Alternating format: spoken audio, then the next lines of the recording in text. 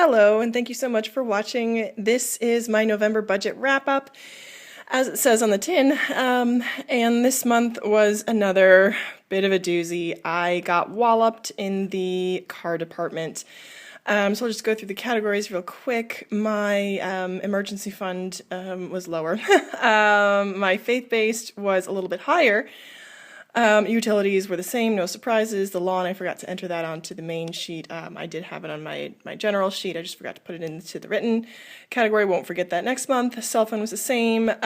Transportation gas was a little bit higher. Did not put aside for insurance and had to pay that extra fee for the diagnostic of my car, as I mentioned in the other video that I made about my car woes. I have not entered the insurance yet, although my benefits did start this month, so that's fantastic. Groceries, I budgeted $350, I ended up at $380, which I'm not complaining about. Recreation was down to $30, so I kind of made up for it there. Pocket money went down to, again, try to compensate for the car issue. Clothing went down. My gym membership stayed the same. And the payments I made to my debt were a lot lower than I had intended, again, because of the car. I had given my mom some money for a trip she was taking. Food out was high, and household spending, that's miscellaneous, was household this month because I had the party, was a little bit higher too. So these, I know, are red letter categories. I know the food out is huge. That's a lot of money. As well, I mean, that's obviously the source of my troubles. So again, sorry for the abrupt cutoff, but that is my November budget wrap-up. And I can see, obviously, where the problems are, and I think that's one of the benefits of the budget tool is having, being able to see where, where you're spending over. And for me, clearly, it's eating out and using that as a means to connect with people and to spend that time with people, and it's just, I know that it needs to change if I'm ever going to get out of debt, because 200 times 12 is 2,400, and that's a huge chunk toward my debt.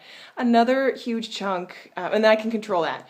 And what I feel like I can't control, though, is the car expenses, which I tallied it all up over the course of the year, and I spent close to $7,000 repairing, buying used, and then repairing this car, and it just, I saw that number and it killed me.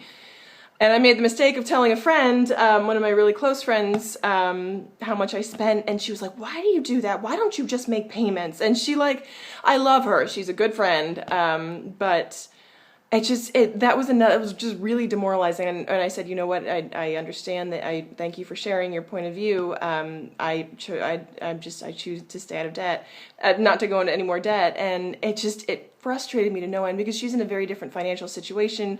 Her parents pay all her bills, and they match her 100% in putting money towards her loan, because she has a loan as well, and they pay her car repair bills, and I'm like, you know, and so I have autonomy, but at the same time, it's like, I also,